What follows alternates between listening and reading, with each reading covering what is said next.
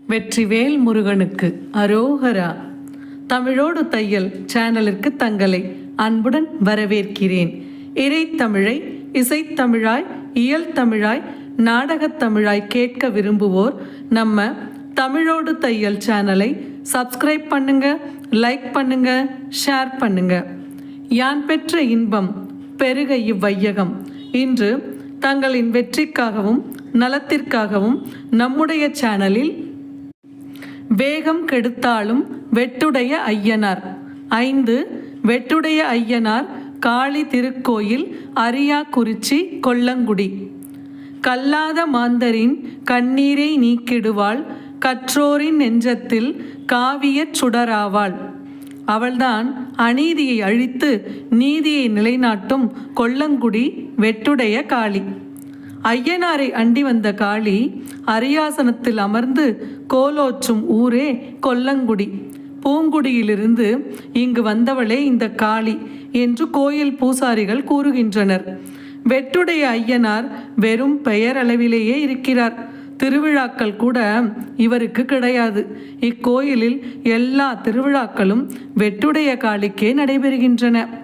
சிவகங்கை காளையார் கோயில் சாலையில் உள்ள கொல்லங்குடியின் பிரதான சாலையில் வெட்டுடையார் கோயில் பெயர் அறிவிப்பு பலகை உள்ளது.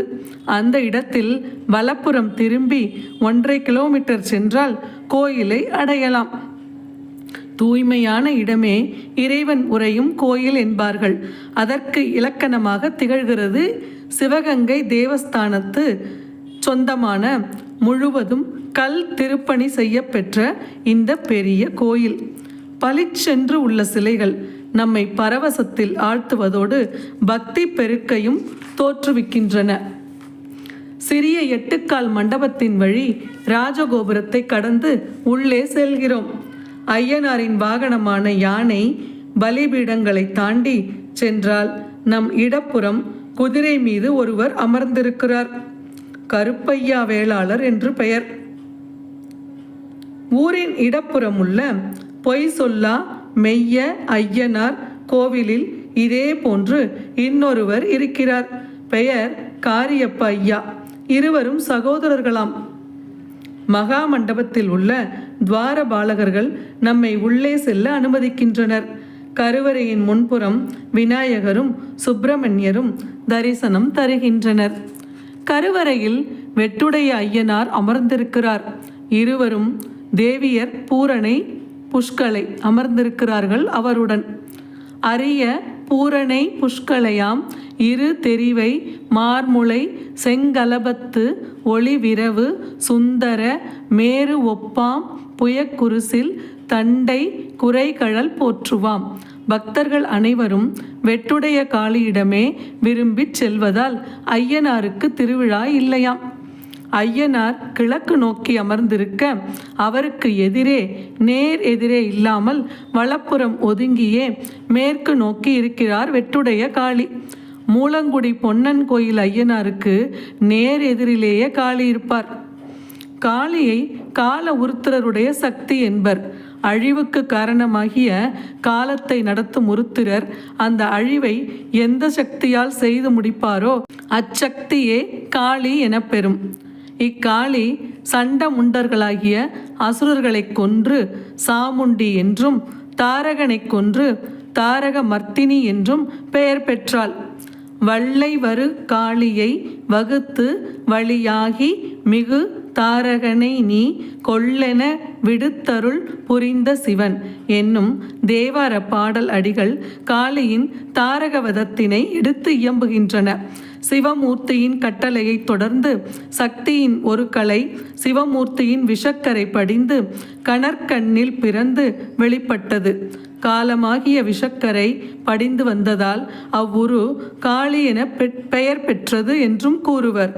சிவமூர்த்தியின் கோபம் ஒரு பெண் உருவாய் திரண்டது, அதுவே காளி உரு என்றும் சொல்வார்கள்.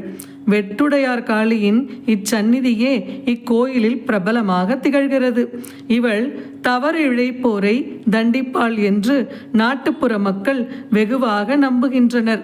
அநீதியால் பாதிக்கப்பட்டோர் தாய் பாசத்துடன் அன்னையிடம் வந்து முறையிட்ட போது அன்னை அவர்களுக்கு நீதி வழங்கினாள். அதிலிருந்து அவளிடம் காசு வெட்டி போட்டு நீதியை நிலைநிறுத்துமாறு முறையிடும் வழக்கம் அதிகரித்தது. அநீதி இழைத்தோர் அன்னையால் நிச்சயமாக தண்டிக்கப் பெறுவார்களாம். அம்பாள் முன்னர் குறைகளை கூறி பூசாரியிடம் ஒரு காசை கொடுக்க அவர் அதை தொட்டு கொடுக்கிறார். அந்த காசை கொண்டு சென்று அன்னையின் சன்னிதானத்திற்கு பின்புறம் உள்ள கூண்டு போன்ற இடத்தில் வெட்டி போடுகின்றனர். பின்னர் பூசாரி பழம் மந்திரித்து கொடுக்கிறார். அதை அவர் சொல்வது போல் செய்தால் நிச்சயம் பலன் விளைகிறதாம். காசு வெட்டி போடுவதற்கு காசையும் செலுத்தி முறையிட்டு சீட்டு வாங்கி கொள்ள வேண்டும். சிலர் தங்கள் குறைகளை காகிதத்திலும் எழுதி காசு வெட்டி போடும் இடத்தில் குத்தி வைக்கின்றனர். காசு வெட்டி போடும் கூண்டுக்கு அருகில் காசை வெட்டுவதற்கான உளியும் சுத்தியலும் உள்ளன. அன்னையின் சந்நிதியில் காசு வெட்டி போட்டு சத்தியம் செய்வதும் உண்டாம். செவ்வாய் வெள்ளிக்கிழமைகளில் இச்சந்நிதியில் அதிகமாக மக்கள் கூடுகின்றனர். அப்போது காசு வெட்டி போடுவோர் மட்டுமே தடுப்பை தாண்டி அன்னையின் அருகில் செல்ல முடியும். ஆனால் நகரத்தார்களுக்கு மட்டும் எல்லா நாட்களிலும் அன்னையின் அருகில் செல்லும் சலுகை உண்டு. இச்சந்நிதியின் முன்பாக சிம்ம வாகனமும் பலிபீடமும் கொடிமரமும் உள்ளன. வெட்டுடைய காளிக்கு மட்டுமே திருவிழா நடைபெறுவதை இங்கு மட்டும் காணப்பெறும் கொடிமரமே உறுதிப்படுத்துகிறது. இப்புதிய கொடிமரம் 1982ஆம் ஆண்டில் நாட்டப்பெற்றிருக்கிறது. அன்னையை தரிசித்து அகிலமெல்லாம் அமைதியுடன் வாழ அருள வேண்டும் என்று பிரார்த்தித்து கொண்டு கோயிலை வலம் வருகிறோம். ஆஞ்சநேயர், சோலைமலை, சுந்தரேஸ்வரர், மீனாட்சி, மகாவிஷ்ணு, கொங்கையா தேவர், கருப்பண்ண சுவாமி ஆகிய மூர்த்தங்கள் தெற்கு பிரகாரத்திலும், பன்னி வீரப்ப சுவாமி, வீரபத்திரர், முனியப்ப சுவாமி, பேச்சியம்மாள், சூளாட்டு காளியம்மன், முனீஸ்வரர், வைரவர் ஆகிய மூர்த்தங்களுடன் உற்சவ விக்கிரகங்கள் மேற்கு பிரகாரத்திலும் உள்ளன. கோயிலின் வெளியே வலப்புறத்தில் சோனை கருப்பர் சந்நிதி உள்ளது. காலை 6 மணி முதல் மாலை 6 மணி வரை தொடர்ந்து இக்கோயில் திறந்திருக்குமாம். இந்த நேரத்தில் காலை 7 மணிக்கு விழா பூசையும், 8 மணிக்கு காலசந்தியும், நண்பகல் 12 மணிக்கு உச்சிக்காலமும், மாலை 6 மணிக்கு மாலைக்கால பூசையும் நடைபெறுகின்றன. பங்குனி மாத திருவாதிரையின் போது 10ஆம் நாள் திருவிழா நடக்கின்றது. பிரம்மோற்சவம் நடைபெறுகிறது. 10 நாட்களும் மிக சிறப்பாக திருவிழா. அதில் 10ஆம் நாள் மிக சிறப்பாம். ஆடி மாதம் 18, 19 ஆகிய நாட்களில் பூச்சொரிதல் விழா நடைபெறும். திருக்கார்த்திகையும் மகா சிவராத்திரியும் இங்கு சிறப்பாக கொண்டாடப் பெறுகின்றன. மார்கழி மாதத்தில் திருப்பள்ளி எழுச்சி நடைபெறுவதோடு ஆடி, தை மாத கடைசி வெள்ளிக்கிழமைகளில் திருவிளக்கு வழிபாடும் நடைபெறுகிறது.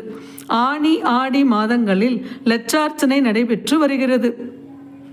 உயிர் பலி தடை செய்ய பெற்றுள்ள சில குலதெய்வ கோயில்களில் இதுவும் ஒன்றாகும். 40 ஆண்டுகளுக்கு முன் வரை இங்கு பலியிட பெற்று வந்திருக்கிறது. இப்போது நேர்ந்து கொள்பவர்கள் ஆடு மாடுகளை கொண்டு வந்து கோயிலில் விட்டு விடுகிறார்கள். நிர்வாகத்தினர் அவற்றை பின்னர் ஏலம் விடுகின்றனர். இவ்வாறு ஆடு மாடு போன்ற உயிர்களை கொல்லாது அவற்றை கோயிலில் விடும் மரபு பண்டை காலத்திலும் நிலவியிருப்பதை அகநானூற்று பாடல் ஒன்று தெளிவுபடுத்துகிறது. நிலைக்கோட்டு வெள்ளை நாள் செவி கிடாய் நிலத்துறை கடவுட் உலப்பட ஓச்சி என்று அப்பாடல் வருகிறது. மேலும் தன் விருப்பம் நிறைவேறினால் உயிரை கொடுக்கும் பழக்கம் பிற்கால சோழர் காலத்தில் இருந்ததை பரணி நூலால் அறிய முடிகிறது.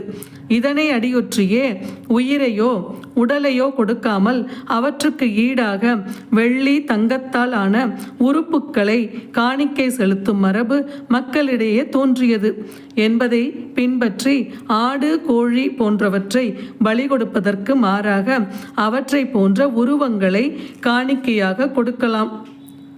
காரைக்குடி, தேவகோட்டை, இளையாற்றங்குடி பட்டணசாமியார் நகரத்தார்கள் இதனை குலதெய்வமாக கொண்டாடுகின்றனர். நகரத்தார் வீட்டு குழந்தைகளுக்கு இங்கு கரும்பு தொட்டில் கட்டுகின்றனர். அழகாபுரி நகரத்தார் குடும்பத்தைச் சேர்ந்தவர்கள் இக்கோயிலில் அக்காலத்தில் மின் விளக்குகளை பொருத்தியுள்ளனர். தன் பிள்ளையின் தவிப்பை உணர்ந்து வெட்டுடையார் காளியாக உருவெடுத்து தர்மத்தை நிலைநாட்டி வரும் அன்னையையும் ஐயனையும் மீண்டும் வழிபட்டு கொண்டு மற்றொரு குலதெய்வத்தை நாம் சந்திக்க செல்வோம். பரவும் சொல் மாலை. ஓம் சக்தி ஓம் சக்தி ஓம் சக்தி ஓம் ஓம் சக்தி ஓம் சக்தி ஓம் சக்தி ஓம். நல்லதை சொல்லென்றும் நல்லதே செய்யென்றும் நயம்பட சொல்லும் தாயே, நச்சு எண்ணம் கொண்டே இச்சையால் அலைவாரை நசுக்கிடும் அன்னை நீயே. பொல்லாத செயலினை பொடி பொடியாக்கிடும் பொன் சுடர் தீபம் நீயே. புகழுடைய வாழ்விற்கு பொன்முடி சூட்டியே பூத்தூவி வாழ்த்துவாயே. கல்லாத மாந்தரின் கண்ணீரை நீக்கிடும் கருவண்ண அன்னை நீயே. கற்றோரின் நெஞ்சத்தில் கலங்கரை விளக்கான காவிய சுடரும் நீயே. வில்லாக வேலாக வினை தீர்க்கும் மருந்தாக விளங்கிடும் சக்தி நீயே. வேண்டிடும் நல்வரம் விரைவாக தந்திடும் வெட்டுடை காளி உமையே. ஓம் சக்தி ஓம் சக்தி ஓம் சக்தி ஓம் ஓம் சக்தி ஓம் சக்தி ஓம் சக்தி ஓம். வெட்டுடைய காளியை ஐயனாரை நாமும் மனதார வேண்டிக் கொள்வோம். நன்றி. வாழ்க வளத்துடன். உங்களுக்கு பிடிச்சிருந்தா சேனலை சப்ஸ்கிரைப் பண்ணுங்க. தங்களின் அன்போடு என்றென்றும் தமிழோடு தையல்.